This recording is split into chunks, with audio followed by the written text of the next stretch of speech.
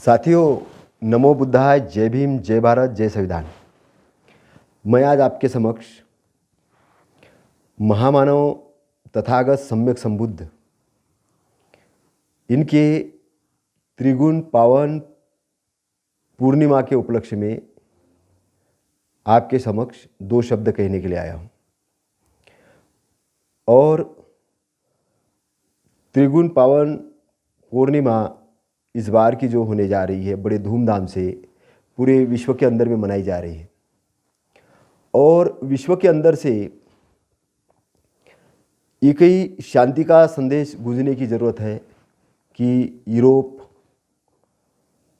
Ukraine का युद्ध समाप्त हो, गाजा पट्टी के अंदर में जो हमले हो रहे वो समाप्त हो, विश्व के अंदर में जो आतंकवादी घटनाएं हो रही वो समाप्त हो, धार्मिक उन्माद के माध्यम से जो घटनाएं हो रही है उसका समाप्ति हो, और विश्व के अंदर में विश्व बंधुत्व की स्थापना हो, और एक इंसान दूसरे इंसान को सपोर्ट करे, सहयोग करे आगे बढ़ाने के लिए।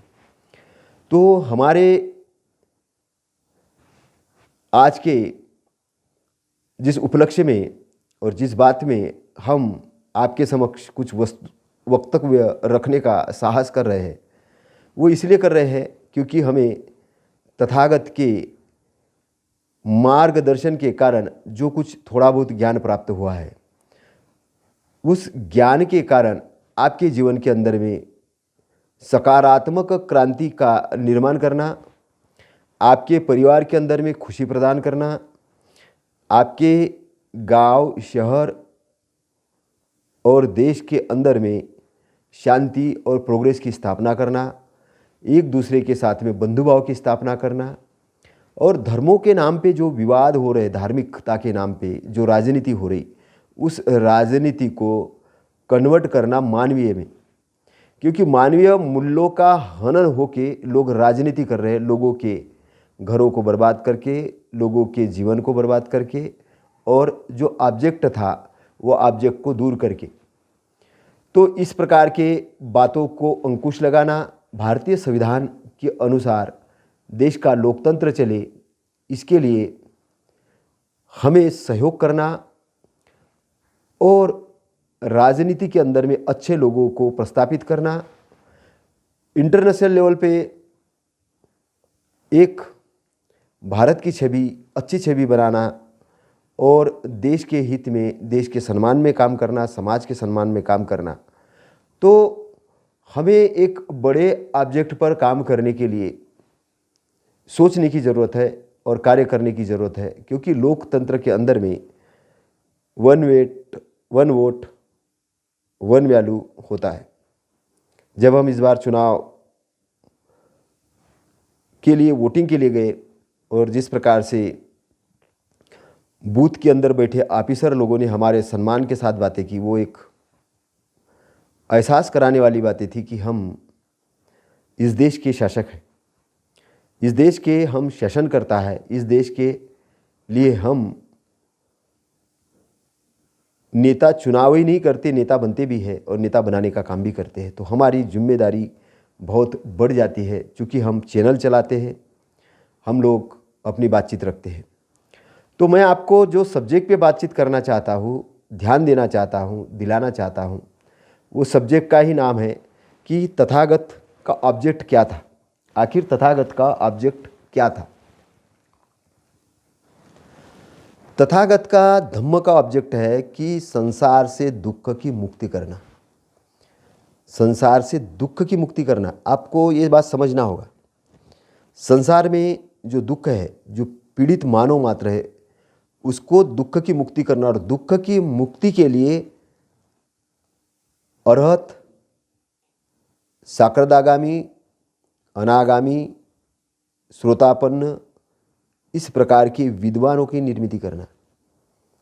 तथागत कहते हैं कि इस विश्व के अंदर में आर्यो अष्टांगिक मार्ग अगर रहेगा, उसको पालन करने वाले लोग रहेंगे, तो इस संसार में अरहतों की कमी नहीं होगी। तो अरहतों की क्यों जरूरत है? सबसे पहले अरहत एक निष्पक्ष व्यक्ति होता है, निष्पक्ष होता है। दूसरी चीज़, अरहत का जो गुण होता है वो शांति प्रस्तापना का काम करता है। तीसरी चीज़ है, अरहत पूरे विश्व के लिए मैत्री करता है। चौथी चीज़ है, अरहत सारे दुर्गुणों से दूर हो गया होता है। उसके हाथ से अच्छे ही कर्म होते हैं। उससे अगर गलती हो भी गई किसी कारण से, तो वो गलती को छुपाता नहीं है, बताता है। अरहत कौन होगा और अरहत यानी क्या? अर यानी होता है शत्रु, और जिसने शत्रु की हत्या कर दी। और कौन से वाले शत्रु की? उसके चित्त के अंदर में जो शत्रु बैठे हैं, जो आसक्ति है, आसक्ति के कारण जो द्वेष है और जो अविद्या है, जो मूढ़ता है, इन मूढ़ताओं का खात्मा उसने कर लिया। अष्टांगिक मार्ग पर चलकर। तो हमें तथागत के अष्टांगिक मार्ग के ऑब्जेक्ट को पहले समझना होगा। तथागत एक रिसर्च वाले व्यक्ति है। तथागत यूं ही कोई बात नहीं कहते। तथागत जो भी बात कहते हैं वो बहुत सोच समझ के कहते हैं। उनके शब्दावली को समझना, उनके ऑब्जेक्ट को समझना, तो उनके धम्म का ऑब्जेक्ट क्या है? ऑब्जेक्ट है दुख से मुक्ति, मानव मात्र की। इसका अर्थ है कि फोकस सॉल्यूशन पर, फोकस सॉल्यूशन पर, फोकस अच्छाई पर, और विजुअलाइजेशन जो करना है अच्छाई का, चित्त को लगाना है अच्छे कामों को। तो एक शब्द आता है निष्कामता, जिसको हिंदी में लोग निष्कर्म कहते हैं। उसकी व्याख्या की अव्याख्या बहुत लोग करते हैं। घरदार छोड़ने का मतलब निष्कामता है। घरदार छोड़ने का मतलब निष्कामता नहीं है। निष्कामता मतलब है कि ऐसे कर्म करना, कुछ ऐसे भी कर्म करे व्यक्ति अपने जीवन में कि उसको लगे कि यहाँ मेरा लाभ नहीं है, लेकिन जन सामान्य के लिए उपयोगी चीज़ है, इसको करना जरूरी है, तो करना बहुत जरूरी है। जैसे मान के चलिए कि ब्लड देने से उसको तुरंत कोई लाभ नहीं, लेकिन किसी की जान बचती है, तो उसको वो काम करना। वो किसी नए क्षेत्र में गया जहाँ पे पेड़ लगाएगा, हो सकता है वहाँ का ऑक्सीजन वो नहीं ले, हवा नहीं ले, उसकी छाव नहीं ले, लेकिन वहाँ की पब्लिक के लिए वो वृक्षारोपण करे। मंगल मैत्री करने से उसको लगे कि यार मेरा जीवन तो सब बढ़िया है, मैं आयश आराम में हूँ, लेकिन मंगल मैत्री करने से, अच्छी बातें बोलने से, अच्छा ज्ञान देने से किसी का अगर लाभ हो रहा है तो अच्छा ज्ञान देना। अब मैं आपके सामने ये प्रवचन बोल रहा हूँ तो इसी यूट्यूब के माध्यम से पैसा मिलेगा नहीं मिलेगा इसके लिए नहीं दे रहा हूँ, मुझे लग रहा है ये ज़रूरी है, इसलिए मैं बात कर रहा हूँ। और अपने वर्किंग आवर्स में बात कर रहा हूँ क्योंकि मुझे लगा कि ये चीज़ बोलना ज़रूरी है। लेकिन जब व्याख्या की अव्याख्या होती है तो रास्ता भटकना शुरू हो जाता है। दूसरी कंट्रोवर्सी जो आ रही है वो आ रही है 10 पारामिता पर।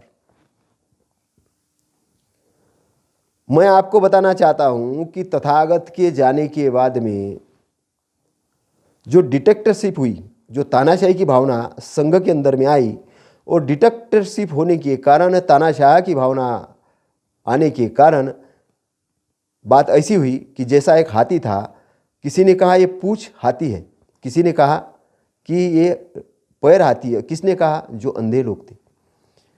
एक राजा ने 4-6 अंधों को भेजा, झुंड को भेजा, और बोले जाओ हाथी को पता करके आओ कैसा हाथी है। तो किसी ने सूंड को पकड़ा, तो सूंड को जिसने पकड़ा उसने कहा कि हाथी तो बहुत बड़े रस्से जैसा है। किसी ने पैर को पकड़ा तो उसने कहा कि हाथी तो खंबे जैसा है। किसी ने कान को पकड़ा तो उसने कहा कि हाथी तो सुपड़े जैसा है। तो जिस जिस व्यक्ति ने जो जो अंग पकड़ा, किसी ने पूंछ पकड़ी तो उसने कहा तो ये तो रस्सी जैसा है, और किसी ने पीठ अगर पकड़ी तो उसने कहा कि ये तो बिल्कुल बहुत बड़ी चीज़ है। कहने का मतलब उन अंधों ने पूरे हाथी को नहीं देखा और उस हाथी की व्याख्या करना शुरू कर दी। तो धम्म के अंदर में धम्म की जो दुर्गति भारत में हुई, उसका रीज़न ये तानाशाह पद्धति भिक्षु संघ के अंदर में आई, और इन्होंने तथागत के धम्म को अपना गुरु न मान के मार के एरिया को ही अपना गुरु बना लिया और उसके कारण अलग अलग शाखाएं हुई। महायान, हीनयान, तंत्रयान, वज्रयान और अनेक यान निकलते निकलते उसमें से फिर जातक कथाएं निकली, जातक कथाओं से फिर धर्म निकले, फिर हिंदू धर्म हुआ, उसी में से बहुत सारी कल्पना हुई और इस प्रकार से भारत के अंदर से धम्म का विखंडन हुआ।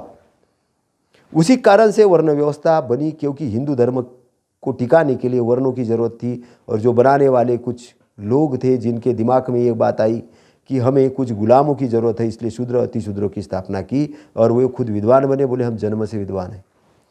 इस प्रकार मनुस्मृति लिखी गई, अनेक पुराणों की, महापुराणों की कल्पना की गई, लेकिन ऑब्जेक्ट क्या था?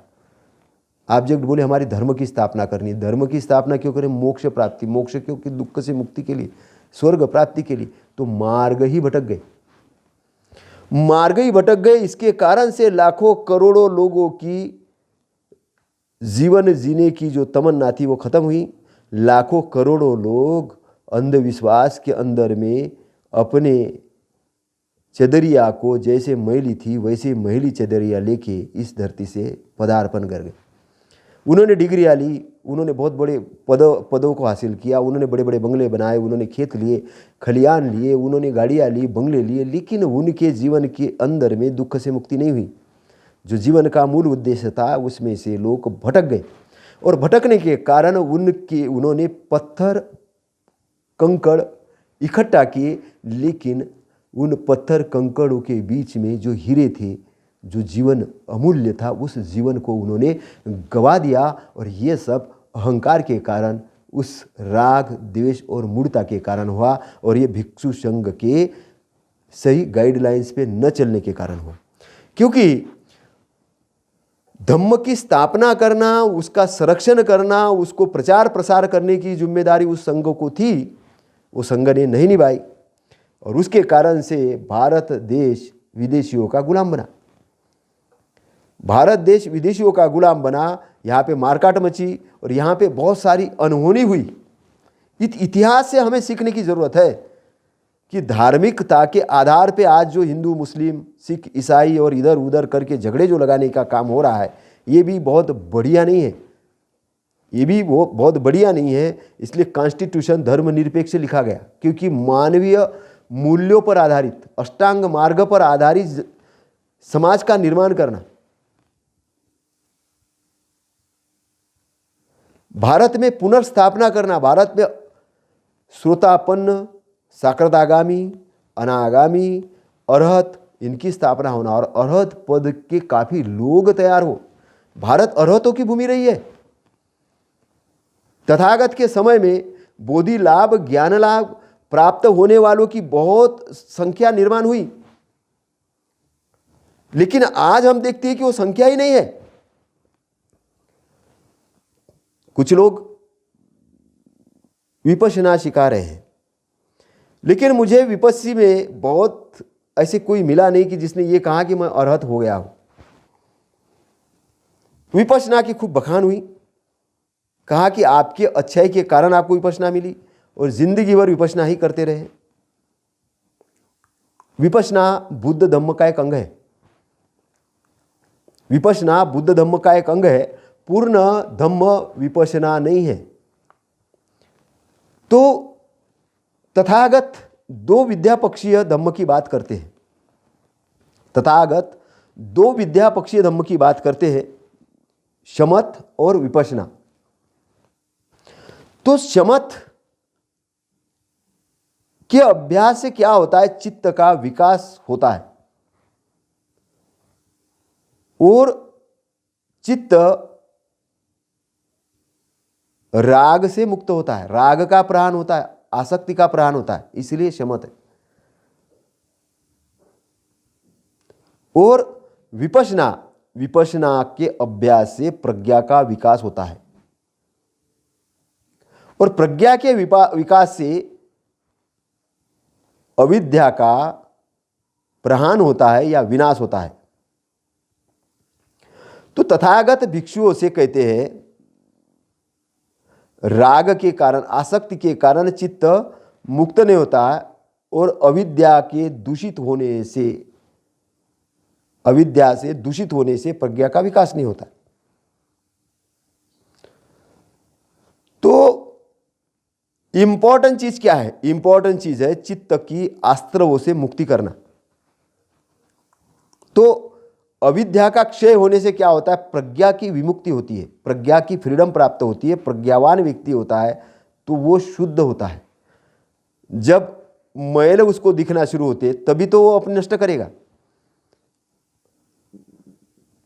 अभी मैं पढ़ रहा था पेपर में, एक लेख है, पत्थर के भगवान को लू लग गई और हजारों पंडे पुजारी और जनता उसकी सेवा में लग गए। ये एग्जाम्पल है कि प्रज्ञा का विकास नहीं हुआ। पत्थर को लू कैसे लगेगी? वो बोलेंगे हमारे धार्मिक आस्था पे आपको बोलने की जरूरत नहीं है, मैं बोलने का अधिकारी नहीं हूं। आपकी धार्मिक आस्था है, आपका जीवन है, आप उस जीवन को खत्म करो, जैसे चलाना है चलो। लेकिन मेरे पास अगर जानकारी है तो जागृत करना मेरा काम है। पत्थर को कोई लू नहीं लगती है, ये अज्ञान का परिणाम है या आपके पास ज्ञान नहीं होने का परिणाम है। और एक धर्म धंधा बन गया है। धार्मिकता का मतलब है कि कितनी आप ढकोसला करने वाला कार्यक्रम चलाते हो तो आप धार्मिक कहलाओगे। तो तथागत ये कहते हैं कि मैंने जो धम्म दिया है, ये धम्म का जो नियम है, जो ये स्थिति है, ऐसे ही चलती रहेगी। सभी संस्कार अनित्य है, सभी संस्कार। अब संस्कार यानी क्या? संस्कार यानी जो भी आप जीवन में करते हो उसका संस्कार बनता है। लेकिन सभी चीजों का संस्कार नहीं बनता है। अच्छाई का संस्कार नहीं बनता है, बुराई का संस्कार बनता है, ध्यान रखना। और संस्कार ही बनके शरीर पैदा होता है, शरीर की उत्पत्ति होती है, शरीर का नष्ट होना होता है। अच्छाई का कोई संस्कार नहीं बनता है। और अच्छाई के अंदर जब आप स्थापित होते हो तब ये संस्कार नष्ट होना शुरू हो जाते हैं, आपका चित्त शुद्ध होना शुरू होता है। तो तथागत कहते हैं कि जन्म होना दुख है। उसका कारण क्या है? संस्कार से जो शरीर बना है ये दुखदाई है। और सभी जो धम्म है ये अनात्म है, कोई आत्मा वाली बात नहीं है, यहाँ पे कोई परमात्मा वाली बात नहीं है। और तथागत ये जानकर कहते, अज्ञान से नहीं कहते, जानकर कहते हैं। तथागत इसकी व्याख्या करते हैं। तो इसलिए अपने लक्ष्य को फोकस करके उसमें अप्रमाद पूर्वक लगे रहो, ये तथागत कहते हैं। और तथागत ये कहते हैं कि मेरे जाने के बाद में आपका जो कोई शास्त्रा होगा, जो धम्म विनय मैंने भिक्षुओं को सिखाया है, वो आपका शास्त्रा होगा। और इसलिए विनय संबंध में अगर कोई विवाद पैदा होता है, विनय के संबंध में, कैसा खाना है, कहाँ रहना है, कहाँ सोना है, बैठना है, जगना है, तो ये उसमें कुछ बदलाव किया जा सकता है। ये बड़े महत्व के विषय नहीं है। लेकिन भिक्षु संघ में धम्म को लेके विवाद खड़ा हो जाए, ये डिक्टेटरशिप का विषय नहीं, ये चिंता का विषय है। और संघ को यहां पर निर्णय लेना होगा कि तथागत ने वचन क्यों कहे थे, क्या कारण था, उसकी उपापयोग होनी चाहिए। तो मैं आपको ये बताना चाहता हूं कि तथागत ने 37 बोधि पक्षीय धम्म की बात की है। तथागत ने 10 पारामिता की बात नहीं की है। बाबा साहब ने बुद्धा एंड धम्मा में 10 पारामिता पर लिखा है, लेकिन मॉडिफाई करके लिखा है। विपश्यना के अंदर में निष्कामता का जो अर्थ लगाया गया है कि घरदार छोड़ के जाना। विपश्यना के अंदर में 10 पारामिता पर बात की है कि आपकी जन्म जन्म की पारामिता है। और पारामिता एक मूर्ता का प्रचार प्रसार हो गया है। पहले जन्म में बुद्ध क्या थे, वानर की योनि में थे, उसके बाद इसकी योनि में थे, उसकी योनि में थे। और तथागत ने ये कहा कि मैं पहले जन्म में क्या था इसकी व्याख्या मैं कर ही नहीं रहा हूँ, अव्यक्त रखा हूँ मैंने। अगले जन्म में क्या होगा, अव्यक्त। मेरा धम्म का उद्देश्य है कि दुख से मुक्त करना। मैं इस पर आगे आके आपसे बात करता हूँ। तो उत्तराधिकारी नियुक्ति इसका कोई हल नहीं है। मेरा उत्तराधिकारी, मेरा व्याख्यात किया धम्म है, ये तथागत ने कहा। तो तथागत ये कहते हैं कि दुनिया के अंदर में कौन क्या कर रहा है इसके चक्कर में मत पड़ो। महत्वपूर्ण चीज ये है कि अष्टांगिक मार्ग, आर्य अष्टांगिक मार्ग को पालन करने वाले, समझने वाले कितने लोग हैं, ये इंपॉर्टेंट है। अगर कोई तथागत का नाम ले, बाबा साहब का नाम ले, सबका नाम ले, लेकिन आर्य अष्टांगिक मार्ग का जानकार नहीं हो, उसको समझ नहीं हो, उसको इम्प्लीमेंटेशन करना नहीं आता हो, तो उसकी दुख से मुक्ति नहीं होगी। उसकी दुख से मुक्ति नहीं होगी, वो ज्ञान के मार्ग पर नहीं जा सकता। वो खाने पीने वाला, रिसर्च वाला थोड़ा बहुत ज्ञान हासिल कर ले, लेकिन दुख से मुक्ति वाला ज्ञान उसको नहीं मिलेगा। चाहे वो 20 दिन के शिविर करे, 30 दिन के शिविर करे, 40 दिन के शिविर करे, दुख से मुक्त नहीं होगा। वो अंधे जैसा घूमते रहेगा, कोलू का बैल बना रहेगा।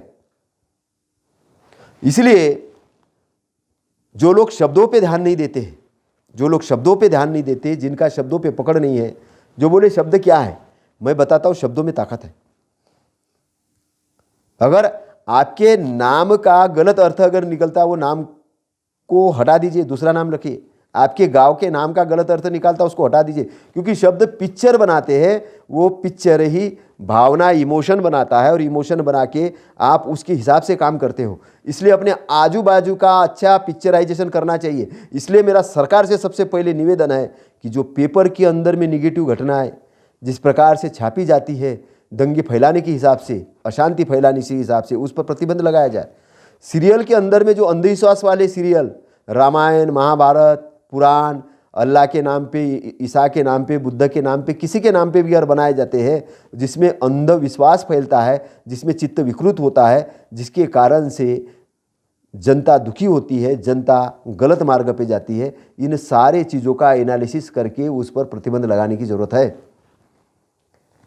अगर आप ये नहीं करते हो तो आपको शासन चलाने का अधिकार नहीं है। मंदिर वही बनाएंगे, राम को वही बिठाएंगे और राम की पूजा करेंगे, इससे शासन नहीं चलता है।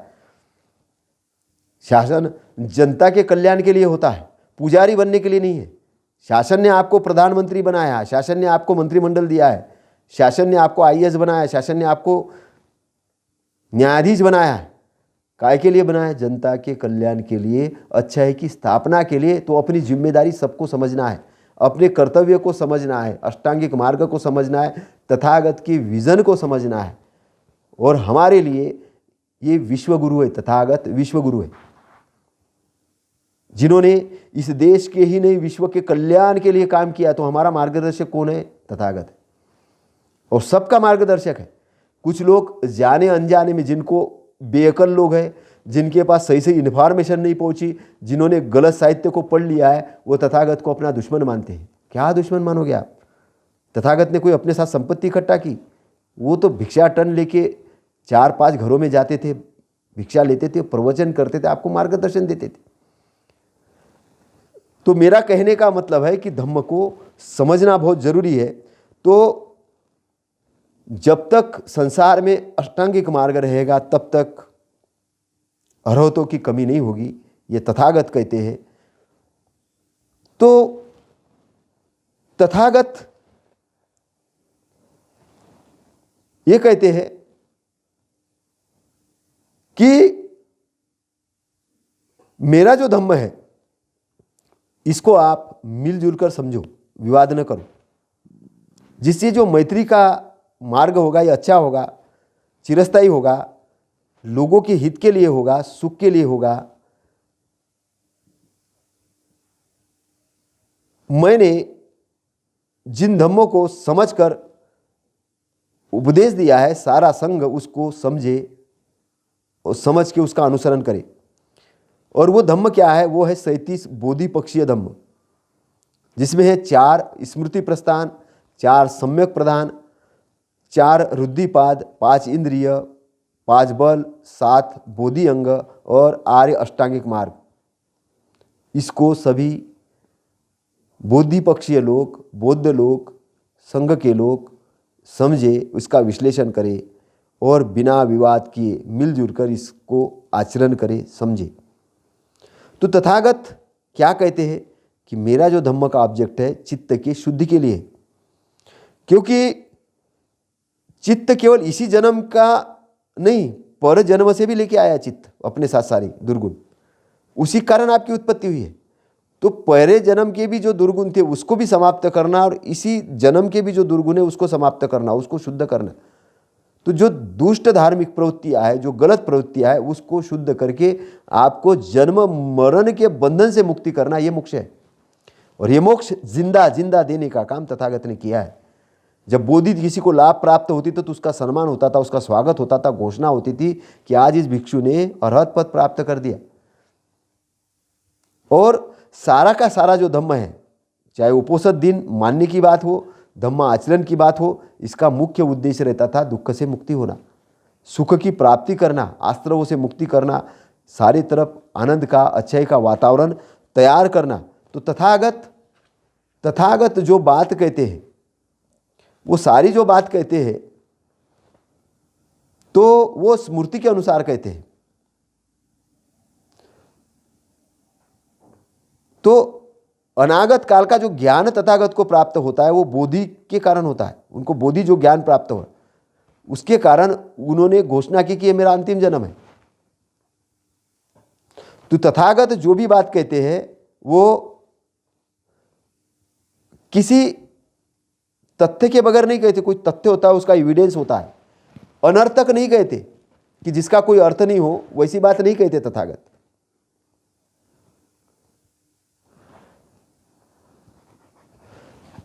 तो इसलिए तथागत अर्थवादी है, तथ्यवादी है, धम्मवादी है, धम्म के अच्छे जानकार है, विनयवादी है, इसलिए वो तथागत कहलाते। तो तथागत ने जिस रात को संबोधि प्राप्त की और जिस दिन उन्होंने महापरिनिर्वाण को प्राप्त किया, इन दो समयों के बीच में जिस बात की उन्होंने व्याख्या की वो अन्यथा नहीं की। तो वे जैसा आचरण करते हैं वैसा बोलते हैं, जैसा बोलते हैं वैसा आचरण करते हैं, इसलिए वो तथागत कहलाते। तो तथागत ने कुछ बातों की व्याख्या की, कुछ बातों की नहीं की। तो कुछ बातें लोग जैसे पूछते थे कि मरने के बाद तथागत रहेंगे कि नहीं रहेंगे। अब ये पूछने में, इसमें अगर बातचीत करेंगे तो वो कहते थे उससे तुम्हें क्या मतलब, मरने के बाद तथागत क्या होंगे, इस पर वो बात नहीं करते थे। वो कहाँ रहते हैं, कैसे रहते हैं। तो तथागत कहते हैं कि न ये अर्थ, इसका कोई अर्थ नहीं है पूछने का, इसके धम्म से कोई लेना देना नहीं है, इसके मैत्रीचर्या से कोई लेना देना नहीं है, इसकी शांति प्राप्ति से कोई लेना देना नहीं है, इसके अंदर का जो द्वेष समाप्ति के लिए कोई लेना देना नहीं है, न आसक्ति के समाप्ति के लिए इसकी कोई ये नहीं है, न शांति प्राप्ति के लिए, न ज्ञान के लिए इसका कोई संबंध है, न संबोधि के लिए इसका कोई संबंध है, न निब्बान प्राप्ति के लिए कोई संबंध है। इसलिए इसे तथागत ने अव्याकृत रखा, इस पर बातचीत नहीं की। तो तथागत ने व्याकृत क्या किया, तथागत ने कहा कि ये दुख है, क्योंकि इलाज जब दुख का करना है तो आइडेंटिफिकेशन दुख का होना चाहिए। तो दुख का कहा ये दुख है, ये दुख का समुदाय है। किससे समुदाय, कि काज क्या है, ये काज है। ये दुख का निरोध है, ये निरोध है, ये समाप्ति है दुख की। और ये निरोधगामी प्रतिपदा है, निरोधगामी मार्ग है, अष्टांगिक मार्ग है। अब ऐसा कहना ये धर्मोपयोगी है, धम्म के उपयोग में है, अर्थोपयोगी है, उसका कोई अर्थ है। ये ब्रह्मचर्य उपयोगी है, विराग के लिए भी है, निरोध के लिए भी है, शांति के लिए भी है, ज्ञान के लिए है, संबोधि के लिए है, निब्बान के लिए भी है।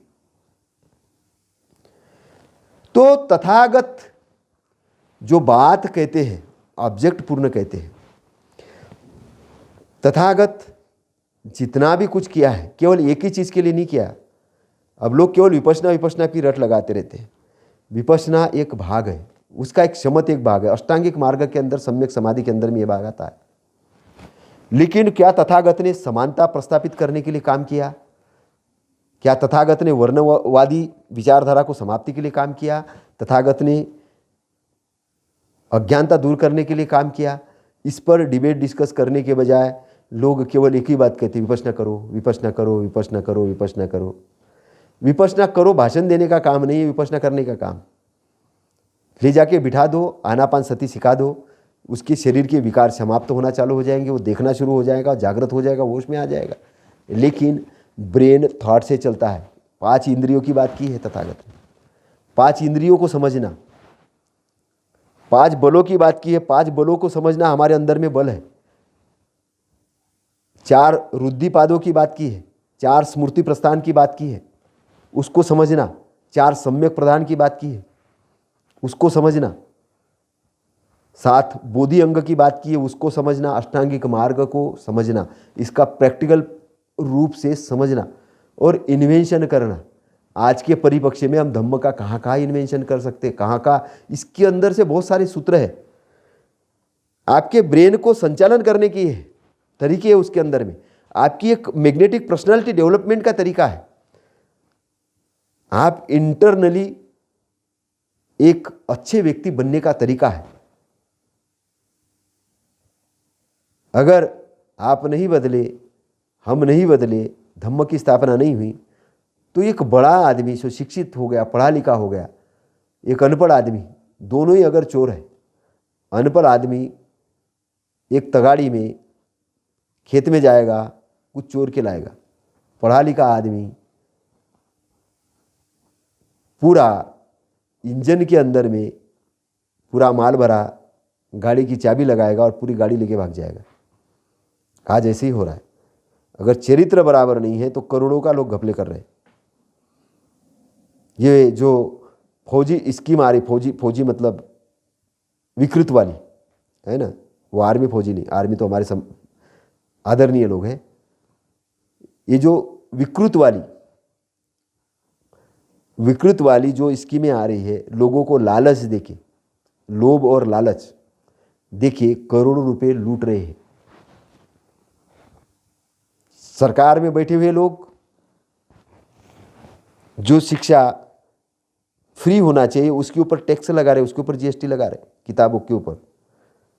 हॉस्पिटलों में दवाई कम से कम दामों में मिलना चाहिए, उसके ऊपर टैक्स लगा रहे, उसको महंगा कर रहे। पोषक तत्वों की जानकारी होना चाहिए, उसके ऊपर कुछ फ्री ऑफ कॉस्ट जाना चाहिए, उसके ऊपर नहीं हो रहा है। 5 किलो अनाज देंगे, 80 करोड़ लोगों को हम खाना देंगे, उस पर बात हो रही है। तो हमने लोकतंत्र को कहाँ लाके पटक दिया? 5 किलो अनाज खाना देंगे वहाँ तक। इसका मतलब है कि हमने भारत की जनता का 50% जनता का डेवलपमेंट ही नहीं होने दिया, और बाकी जो 50% जनता है वो शोषण करने में लगी है। धम्म का कार्य किधर हो रहा है? धम्म का कार्य किधर हो रहा है? लेकिन धन्य है कुछ लोग कि जो अच्छाई का काम कर रहे हैं, उनको सद्बुद्धि आ रही, धीरे धीरे वो अब गलत के रास्ते से सही की तरफ आ रहे हैं। कुछ अंगुलीमाला जैसे लोग हैं जो पहले हत्या में शामिल थे, लेकिन अब वो बुद्धिज्म के तरफ आ रहे हैं। कुछ सम्राट अशोक जैसे लोग हैं जो पहले हत्यारे थे, लेकिन धम्म के मार्ग की तरफ आ रहे हैं। कुछ लोगों की मति अभी मंदिर से निकल के जनता की तरफ आ रही है, जनता के कल्याण की तरफ आ रही है। कुछ लोग अपने धार्मिक अज्ञानता को फैलाने के बजाय बुद्धिज्म की तरफ आ रहे हैं। और तथागत ने जो रास्ता दिया है बहुत ज्ञान का रास्ता है, सम्मान का रास्ता है। और ये हमारी नालायकी है कि हम तथागत को पढ़ते नहीं हैं, समझते नहीं हैं, मजाक उड़ाते हैं। शिक्षा के तंत्र में हमने शामिल नहीं किया धम्म को। हम बच्चों को आनापान सती नहीं सिखाते अपने स्कूलों के अंदर में। आखिर हम गुलाम जो ठहरे, हमारे लोग जो गुलाम जो ठहरे, अंग्रेजों की गुलामी की, मुगलों की गुलामी की, और आज भी बुराई की गुलामी कर रहे हैं। उन पंडे पुजारियों की गुलामी कर रहे हैं जो उनको बोल रहे हैं कि फ्री फोकट में तुमको मोक्ष देंगे। उनके पिताजी के घर का मोक्ष है कि वो अरहत बना देंगे सबको। कौवे को खाना खिलाने से अरहत हो जाएगा, नदी में नहाने से अरहत हो जाएगा। आपका चित्त कैसे शुद्ध होगा नदी में नहाने से? आपके अंदर के दुर्गुण कैसे होंगे? वो होंगे आचरण से, वो होंगे थिंकिंग से, वो होंगे आपके अंदर की जो क्षमता आप डेवलप करेंगे, और वो आपको ही करना है। मार्गदर्शन आपको तथागत करेंगे, धम्म करेगा। इसलिए बाबा साहब ने इस देश के लिए सबसे बड़ा काम जो किया, 14 अप्रैल 1956 को धम्म दीक्षा देकर काम किया है। इसलिए मेरे बंधु हो, जो बौद्ध बंधु है, उनसे निवेदन है, अपने विहारों के अंदर में बाबा साहब की लाइब्रेरी रखिए, त्रिपिटक रखिए, ध्यान को सीखिए और अष्टांग मार्ग को सीखिए, 37 बोधि पक्षियों को समझिए। 37 बोधि पक्षियों पे व्याख्यान देने की बात आई तो मैं करूँगा, और ब्रेन को डेवलप करिए। इन भूत, दैत्य, पुराण, कथा, ये साथी आसरा, इनसे सब दूर हट जाइए, ये सम्मोहन से दूर हट जाइए। ये देश के गुलाम बनाने वाले जो कुछ लोग हैं, जो कथाकार हैं, जो साधु संत के नाम से चोला पहन के जो चोर लोग घुस गए हैं, जो पंडित के नाम से अविद्वान लोग घुस गए हैं, जो चोर लोग घुस गए, सफ़ेद वस्त्र पहन के घुस गए हैं, कोई चिवर पहन के घुस गए, इनको सबको आइडेंटिफाई करके सही मार्ग पर लाने का काम करने की ज़रूरत है। न्यायालय के अंदर में जो संविधान विरोधी जो काम करने वाले लोग हैं, चाहे वकील हो चाहे न्यायाधीश हो, इनको भी आइडेंटिफाई करके सही मार्ग पर उनको लाने का काम आचरण के माध्यम से करना जरूरी है। और सबको साथ में लेके सबका विकास करना जरूरी है। इसलिए तथागत का जो मार्ग है सबके लिए, और जो जो इस मार्ग को अपनाएगा वो बहुत सारे लोगों का कल्याण होगा। इसलिए कहा गया बहुजन हिताय बहुजन सुखाय, आदि न कल्याण, मध्य न कल्याण, अंत न कल्याण। आपके सभी के कल्याण के लिए, सभी के मंगल के लिए। नमो बुद्धाय, नमो धम्माय, नमो संघाय। साधु साधु साधु।